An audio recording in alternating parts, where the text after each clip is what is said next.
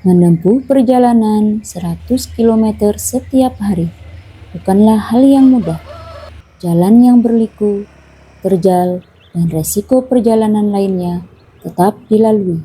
Salam dari saya untuk generasi emas Indonesia.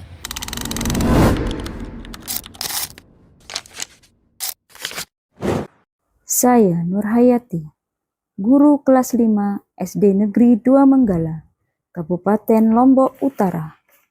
Sebagai guru, saya berusaha disiplin agar dapat menjadi tauladan bagi siswa. Satu di antara saudaranya ini. Berdasarkan asesmen diagnostik yang dilakukan, ditemukan bahwa rata-rata siswa memiliki kemampuan yang rendah dalam membaca.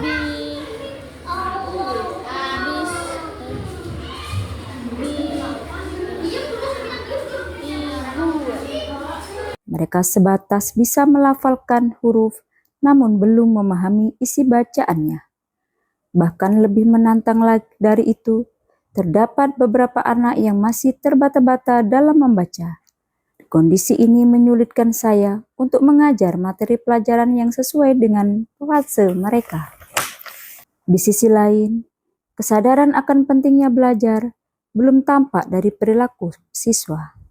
Siswa datang ke sekolah belum benar-benar untuk belajar. Mereka ke sekolah hanya sebagai sebuah rutinitas, bukan sebuah kebutuhan. Hal ini mengakibatkan kemampuan literasi dan numerasi mereka rendah.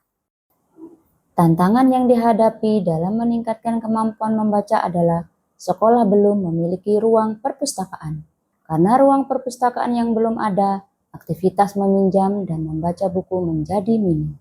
Tantangan dalam mendidik yang dihadapi adalah jarak rumah yang jauh dari sekolah, melakukan perjalanan 50 km setiap hari, menguras tenaga yang banyak. Energi yang harusnya dipakai untuk mengajar siswa dengan minat belajar yang rendah, setengahnya terkuras di jalan. Namun, sebagai guru, saya harus tetap profesional sebagai tanggung jawab terhadap ikrar yang telah diucapkan. Menyadari masalah kemampuan membaca dan kesadaran belajar yang rendah, saya merancang upaya berkelanjutan yang saya rangkum dalam skema kelas bertumbuh. Makna kelas di dalam istilah ini bukan sekedar mengacu kepada ruang, melainkan juga kepada kelompok pembelajar, yaitu siswa di dalamnya. Kelas bertumbuh adalah kelas yang setiap harinya ada pembaharuan dan kemajuan di dalamnya. Misi ini dibagi dua.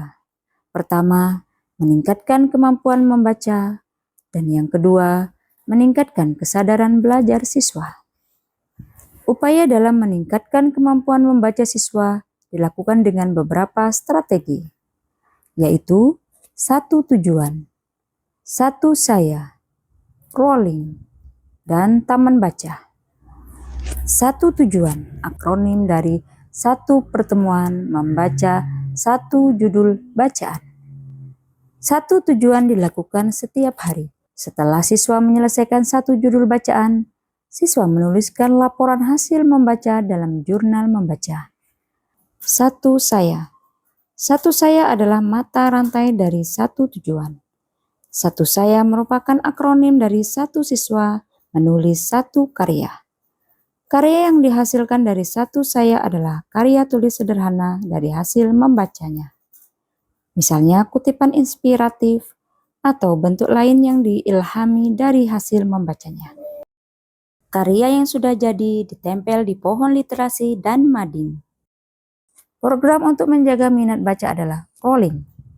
Rolling merupakan akronim dari Read Loud Keliling, yaitu kegiatan membaca nyaring secara bergilir antara siswa di tempat yang berbeda-beda.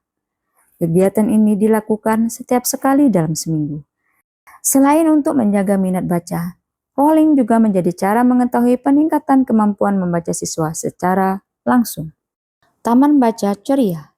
Taman baca ceria adalah tempat membaca yang nyaman dan menyediakan buku bacaan yang menarik layaknya perpustakaan.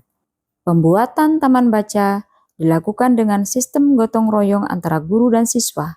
Di sini, guru juga kerap melakukan pendampingan secara individu bagi yang membutuhkan. Dengan serangkaian kegiatan tersebut, kemampuan membaca siswa menjadi meningkat. Hal positif lainnya yang dirasakan adalah siswa menyukai aktivitas membaca dan mencintai buku.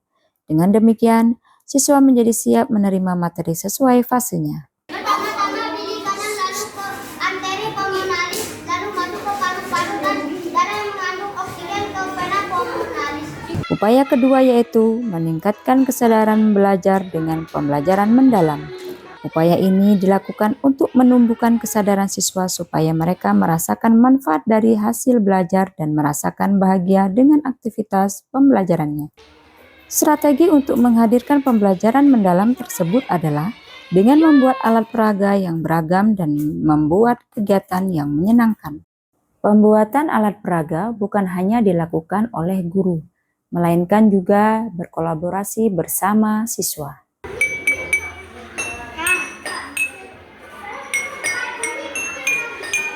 Peran alat peraga sangat penting dalam pembelajaran, karena dapat membuat pembelajaran menjadi konkret. Pembelajaran yang dilakukan dengan alat peraga dapat memotivasi siswa dalam belajar.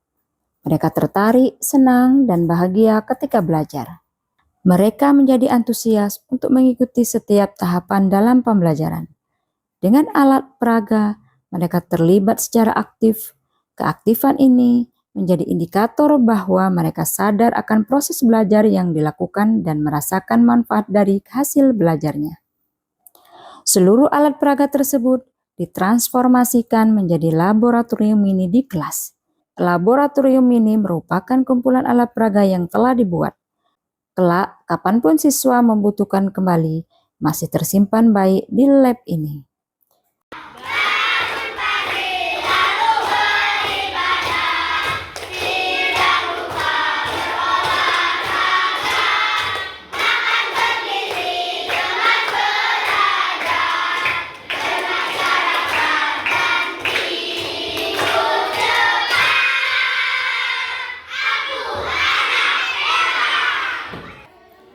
Selain ragam media, ragam aktivitas juga menjadi kunci utama dalam menciptakan kelas bertumbuh.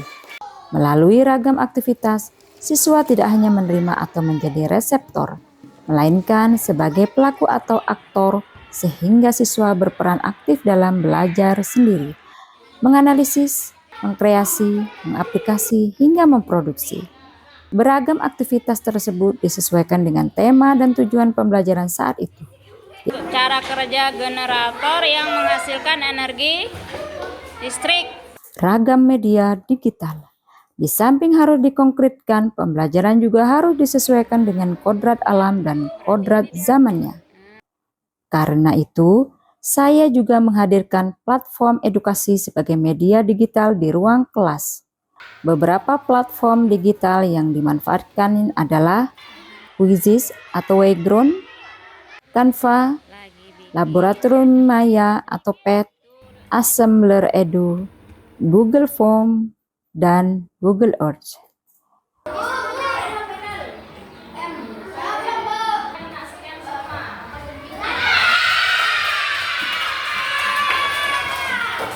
Quizizz atau Wayground terutama adalah hal yang paling disenangi oleh siswa.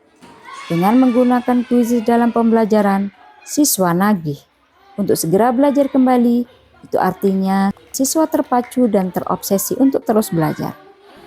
Dampak dari seluruh rangkaian kegiatan ini bukan hanya dirasakan oleh kelas 5 saja, melainkan oleh lingkungan sekolah pada umumnya. Sebagian dari skema kelas bertumbuh dijadikan sebagai budaya sekolah. Kelas bertumbuh juga berdampak pada peningkatan nilai rapor pendidikan. Saya senang belajar oleh Bu Guru, banyak alat belajarnya. Saya senang diajari Bu Guru Nur, saya menjadi percaya diri. Bila mana ada kebutuhan di kelas mengenai siswa-siswa alat peraganya, selalu dia membantu. Dan Bu Guru Nur itu sangat kreatif. Yang menjadi kepala di sekolah di sini, saya melihat Bu Guru Nur Hayati sudah menjadi guru teladan di sini ya. Kita jadikan guru percontohan di sekolah ini ya.